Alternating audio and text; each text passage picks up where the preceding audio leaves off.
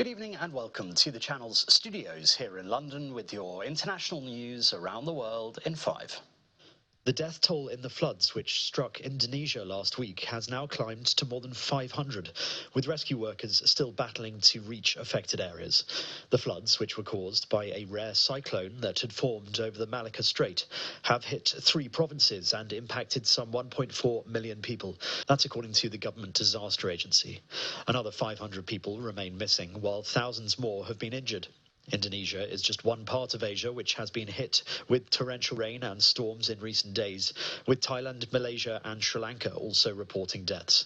In Indonesia, the provinces of Aceh, North Sumatra and West Sumatra have been the hardest hit, with thousands still cut off without critical supplies. A Russian missile attack on the eastern Ukrainian city of Dnipro has killed 4 people and injured 40. Unconfirmed reports say a ballistic missile was used in the strike, which took place on Monday morning. Videos shared online showed a large explosion occur on the side of a motorway, and local media said an office block, cars and shops were hit or badly damaged. Dnipro, which lies 100 kilometers from the front line, has frequently come under Russian attack since the start of Moscow's full-scale invasion in February 2022. Ukrainian officials have said naval drones have hit 2 oil tankers from Russia's so-called Shadow Fleet as they travelled through the Black Sea. Footage shows waterborne drones speeding through the waves into the vessels before detonating into a ball of flame, sending black smoke into the air. The targeted tankers were named by Turkish authorities as the Kairos and Virat, both flagged to the Gambia. Both were hit off the Turkish coast, with the Virat reportedly struck again on Saturday.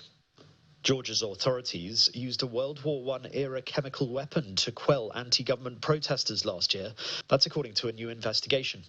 Demonstrators against the Georgian government's suspension of its European Union accession bid have complained of other symptoms too: shortness of breath, coughing and vomiting that lasted for weeks. The Georgian authorities said the accusations were absurd and the police had acted legally in response to the illegal actions of brutal criminals. Israeli Prime Minister Benjamin Netanyahu has asked the country's president, Isaac Herzog, for a pardon over corruption cases he has been battling. The president's office said Herzog would receive opinions from justice officials before considering the request, which carries with it significant implications. Netanyahu has been standing trial for the past 5 years on charges of bribery, fraud and a breach of trust in connection with 3 separate cases. He denies any wrongdoing. He said in a video message that he would have preferred to see the process to the end, but national interest demanded otherwise. The Israeli opposition says he should admit guilt before seeking a pardon. At least 4 people, including 3 children, have been killed in a mass shooting at a family gathering in California. The victims were 8, 9, 14 and 21 years old. 11 others were injured in the incident at a restaurant in the state's northern city of Stockton. A suspect is still on the loose. Authorities say they believe the shooting may have been targeted and may have been committed by multiple people. What we have confirmed at this time is that there was a banquet hall where a family was celebrating. We have 14 victims of this shooting. 4 of those are deceased.